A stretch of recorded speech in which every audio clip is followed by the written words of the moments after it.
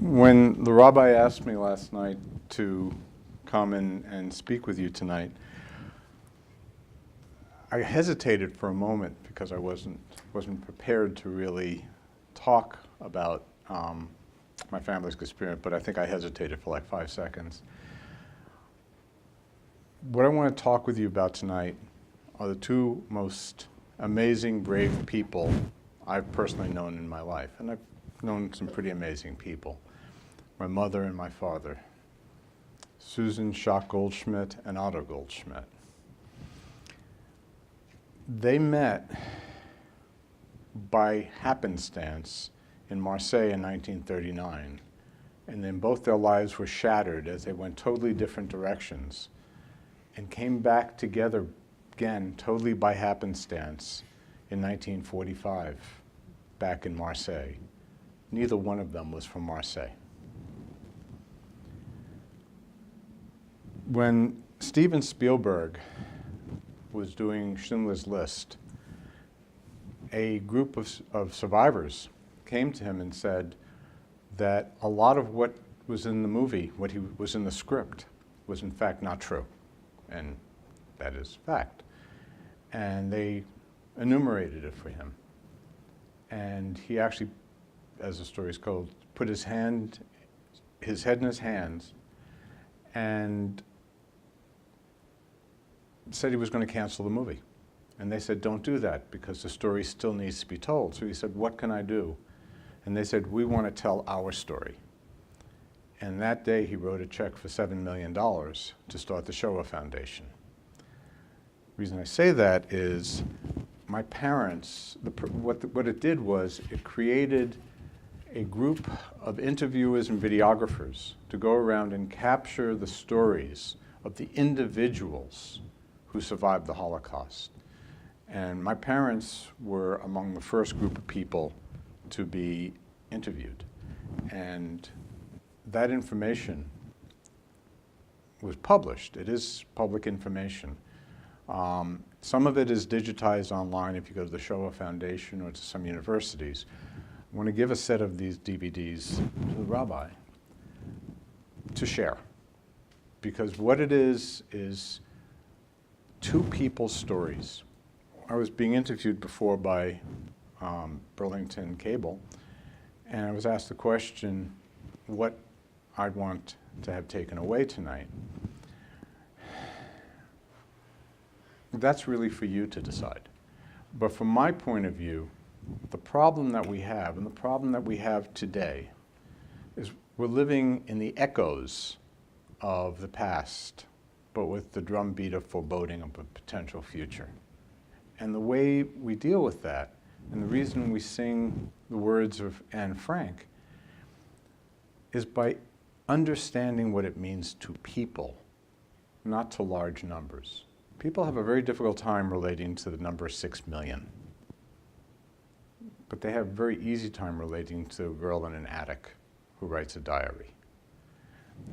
The two stories of my parents that are on the DVD are just two stories. There are literally tens of thousands of these that were recorded. Some that are available, some that aren't. But they make what happened real, and I think also make what might happen real. 2 weeks ago, we certainly all had a taste of reality that struck some of us maybe more deeply because of our history, but struck everybody pretty deeply. So let me tell you the story of my parents. My mother was born in 1924 on February 2nd, Groundhog Day. And the single most impactful day in her life, as she had told me, was 80 years ago tonight, Kristallnacht. By the way, just to be clear, my father actually wasn't at Kristallnacht. I'll tell you his story in a bit. She lived in a town called Schwingenbesch, which was just outside of Darmstadt, and relatively wealthy family, well-to-do family, had been there for 300 years, had the largest house in town. But being born in 1924, she grew up in the tension that built to Hitler's coming to power. being beaten up as she went into Darmstadt every day for school. Again, in the story she tells on the DVDs. Kristallnacht, though, her father was a World War I hero, injured in the war, very well respected. But on Kristallnacht, a nightmare that she had had of a black arm crashing through a window in their house came true. She actually saw that arm come through the window as her house was destroyed. That house still stands today. In fact, a friend of mine who lives about 1.5 miles from there who's a photographer, I'm a photographer, has done quite a nice study of that area for me. But that night, their lives came crashing down. She was 14 years old. Their furnishings were pulled out into the street and burned. Her mother was humiliated, had to deal with the aftermath. Her father was taken away to a concentration camp, which he came back weeks later, but none of it made sense. My mother had a sister at home who was 2 years younger. This was in November 1938. They got through the next couple of months when all of a sudden they found out that my mother would not be able to leave Germany, as her older siblings had already, if she reached the age of 15, which was going to happen February 2nd of the following year, just a couple months later. They found that out February 1st. So on February 1st, a not quite 15-year-old girl and her 13-year-old sister were effectively ripped from her parents, literally by the Nazis, and put on a train and sent out of Germany to France, in the hopes, because they were traveling on child passports, that they could get out of Europe. For my mother, that didn't happen. She ended up in Marseille, where her older brother was, thinking they were safe, until, of course, the war came. And I won't go into the depth of her story, but because of some of the things you saw in Casablanca, the visas, the letters of transit, her older brother with his wife and child could get letters of transit, but there wasn't enough money for my mother to. So she ended up at the age of 15, literally on her own, trying to survive a war. As a German, a displaced person in Marseille. Again, not to go into depth in the story, when she got caught, which she did, or was told she'd be caught the next day, she attempted suicide on 2 occasions. She wasn't successful because she couldn't go back to Germany and experience again what she'd already experienced. She ended up living a life of an assumed person under her name from a town that she invented that had been destroyed. The town itself was real, but she invented the life, had been destroyed by the Germans, so there were no records. She, at one point, was caught, and she was listening, though she never talked in German, because if she talked in German, it'd be obvious who she was. She was listening to the 2 people, the 2 Nazis who caught her.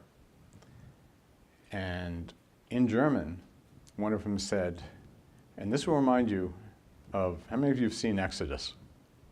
Okay, you know the scene when Paul Newman, they wondered whether he was Jewish, and the guy said, I can see a Jew, I can smell a Jew a mile away, and he says, well, look in my eye, I got something caught in my eye. And he said, oh, you got blue eyes, you're not Jewish. Exactly the same thing happened to my mother. The one said, do you think she's Jewish? And my mother happened to have blue eyes, and the other one said, no, with those eyes, she's not Jewish. She knew that she could get away, but she couldn't get away totally. So she ended up being transported to Germany as a displaced person, as slave labor, building armaments for the Germans, and made it through the war that way, and was eventually liberated. Pretty harrowing experience for a teenage girl.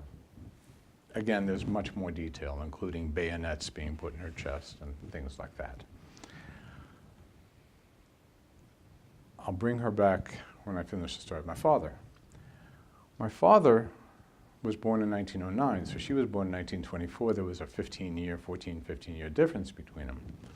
As I said, they'd met by accident in 1939 in Marseille, but you can tell he was 29, she was 15. It was just accidental, just remembered each other. He left Germany. He was born in 1909, so he was 24 years old in 1933 when he discovered that he couldn't work anymore because of laws when Hitler came in. So he went to Marseille because he had an uncle in Marseille and knew he might be able to get employment and also get safe. Everybody thought, lots of Jews went to southern France thinking they would be safe. And in reality, for 6 years, 7 years, they were. It was, you know, my father had opportunities to come to the US, had opportunities to go to Spain, but France was a safe place to be, until it wasn't, until it collapsed in 1940. Again, multiple stories on what happened, but in August of 1942, he was caught as a Jew in France and transported to Birkenau. He got there on an afternoon, evening, and was given a number. The next morning, that number was tattooed on his arm. This hung in the hall closet of my apartment, my parents' apartment in New York City, my whole life. It's his Auschwitz uniform. That number is the number on his arm. This is the same uniform he was given and lived with until the summer of 1945. It has not been cleaned, and there is blood on it.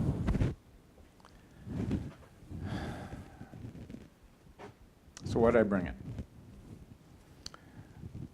Like Anne Frank, unless you make it real, unless somehow it becomes something tangible to people, they don't feel it. It's easy to be the frog in the lukewarm water that gets heated up and we don't notice it, as opposed to being the frog thrown into the boiling water and which jumps out. We're the frogs.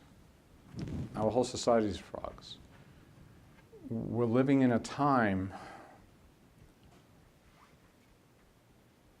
that most people thought would never happen again. But we're experiencing it for ourselves.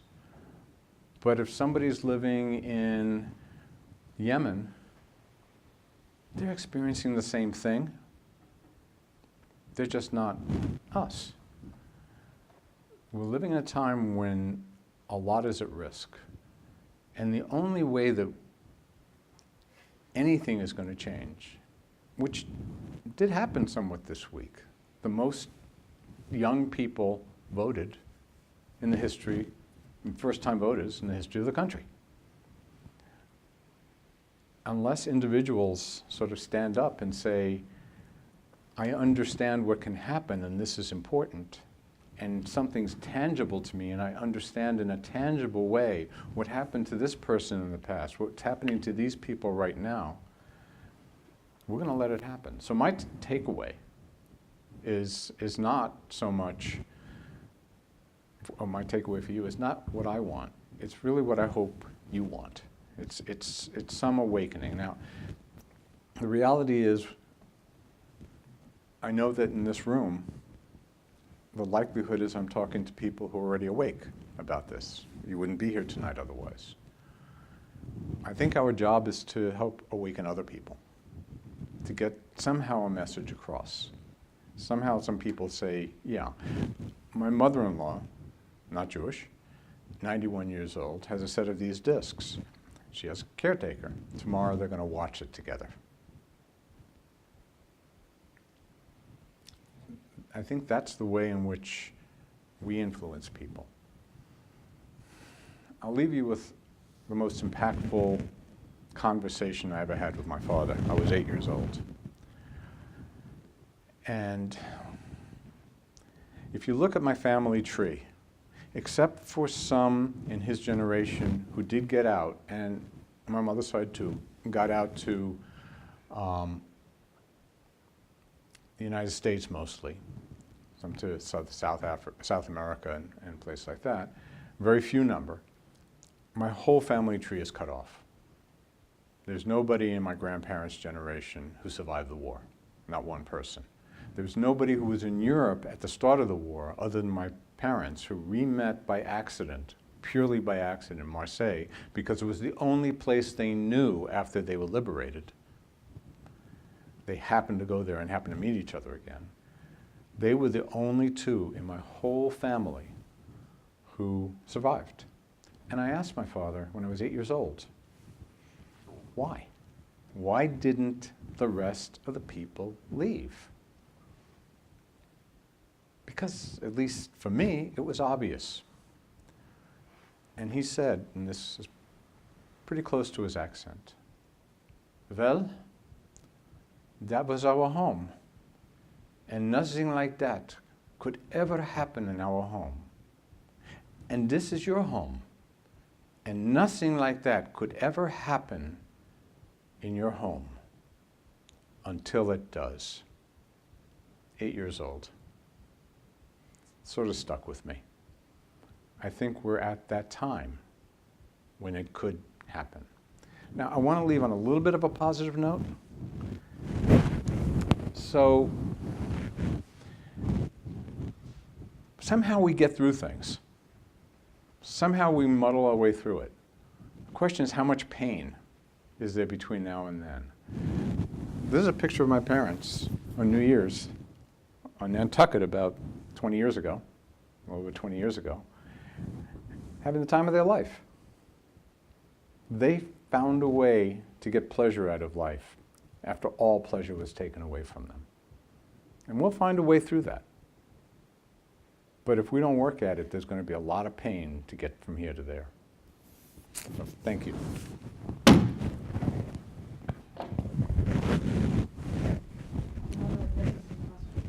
Yeah, if you have. Anybody have any questions? I have a question.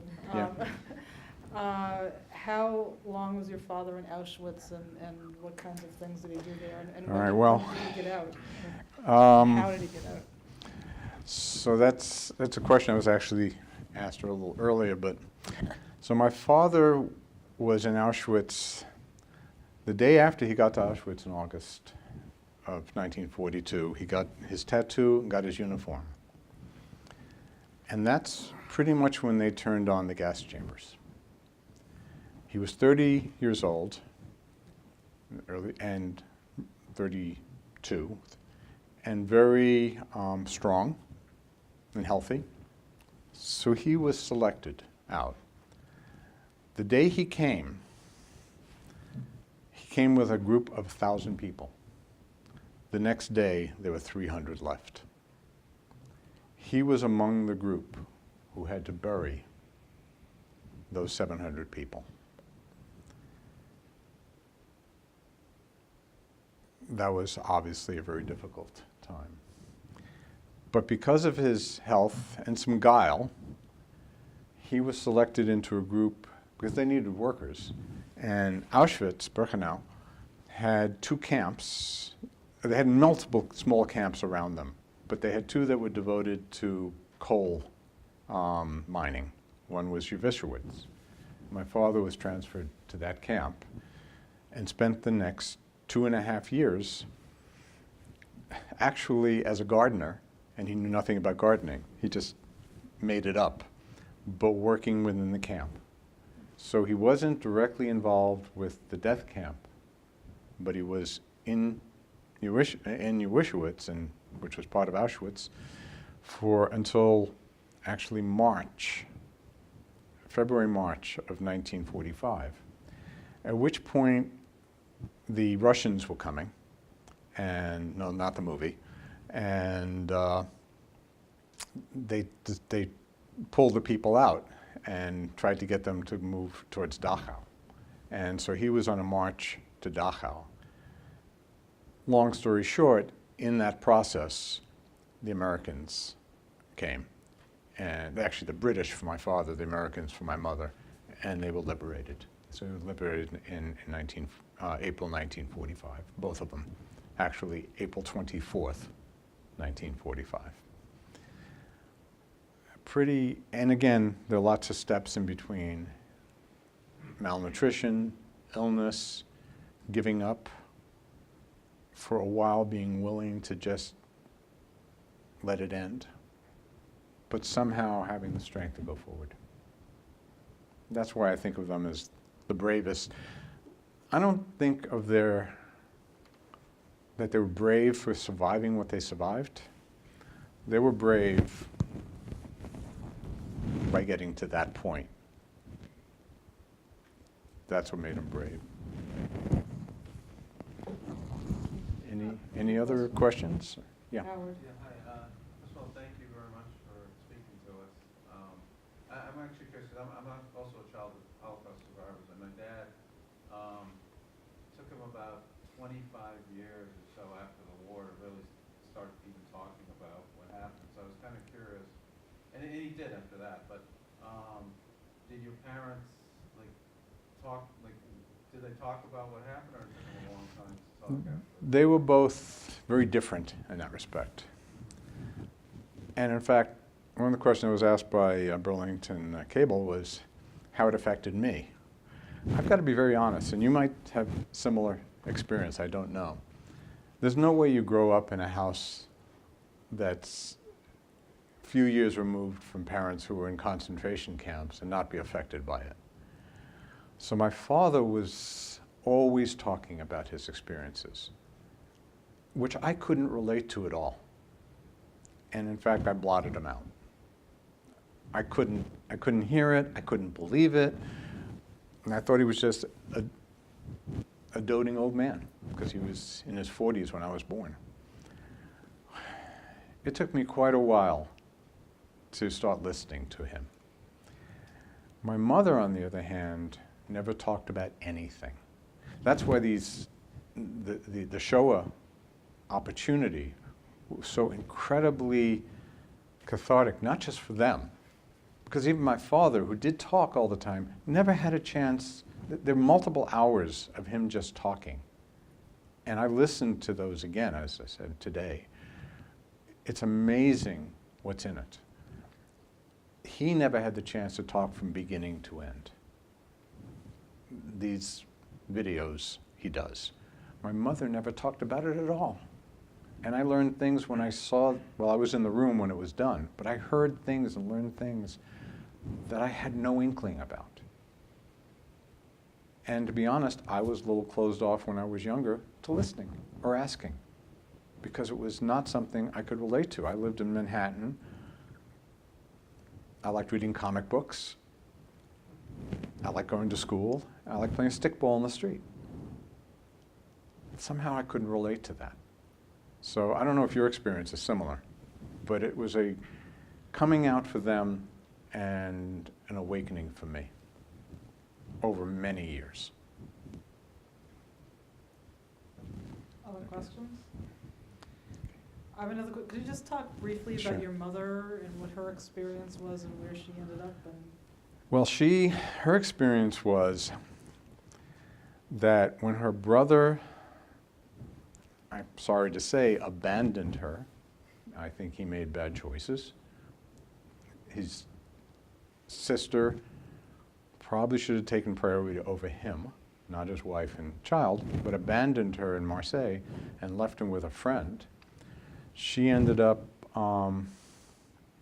working in a boarding house at first, And then when she went to somebody's house to pick up some food, got caught in a sweep and was brought into the French police and told that her name was on a list to be arrested the next day.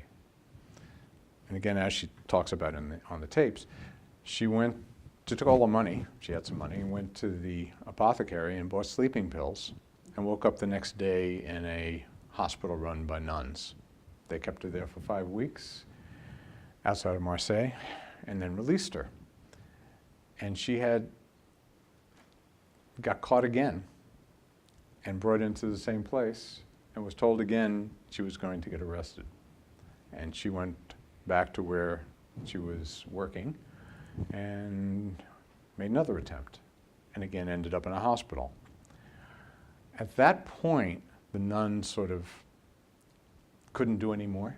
They tried to convert her to Catholicism, but she wouldn't. And some of it was hazy to her, so some of it's hazy to me. But she ended up in a camp in a town in France called Gers, where she adopted this persona I mentioned and started helping. She took on jobs nobody would take, taking care of typhoid patients, things along those lines.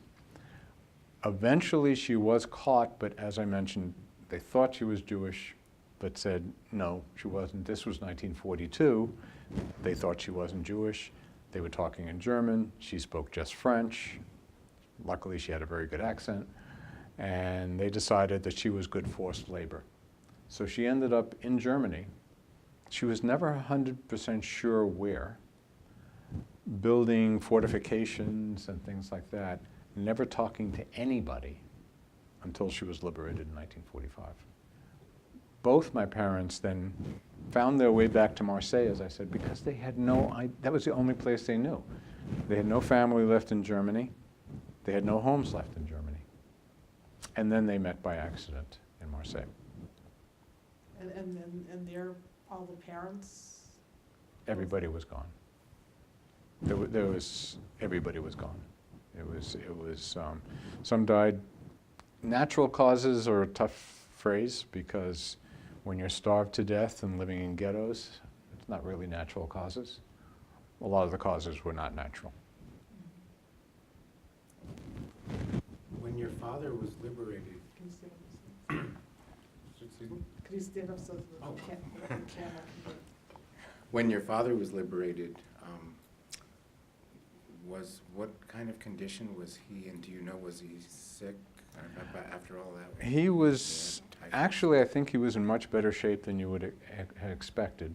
He was actually one of the leaders of the march, and again, in the videos he talks about it. He was sick. I mean, everybody was sick, but they wanted food. He wasn't one of the people so sick and emaciated as you see in sometimes the pictures from the liberated camps. It's degrees. There's no way you go through that and you're not sick, but he was reasonably okay. And actually I have pictures from him during a few months later, because my parents got married within 6 months. And looks perfect, looks fine. Looks can be deceiving. And you said that he wore that uniform after he was liberated? Yeah. People ask me a lot of times, how come he still had it? Imagine what Poland and Germany was like in April of 1945. There was nothing. So those were his clothes for the next 3 months. Can you talk a little bit about what happened after he was liberated? So often we hear about the Holocaust and the camps, but what happened to your father days, weeks, months? Because he had nowhere to go, I assume. He ended up in Germany for a while, but because he had nothing there, he was a free person. So there was some aid and, and he asked the Americans, the MPs, where to go, and they sent him to this place and that place, and he eventually made it back to Marseille, where his uncle's business was still there. His uncle wasn't running anymore, but he had worked there forever. So he went back. He didn't have work papers, so he couldn't get a job there. But he went back to try to sort of reconstruct the life he knew. Found he couldn't. Didn't know where his brothers were. He only knew they were in the United States, but he had no idea, so he was alone. By accident, he happened to be in his uncle's former store on a day when somebody came to ask for him. This is how my parents re-met, because somebody in the camp where my mother was, outside of Marseille, which again, it's a relocation camp, they weren't prisoners, this was to help them adjust to this new life, though there was limited resources.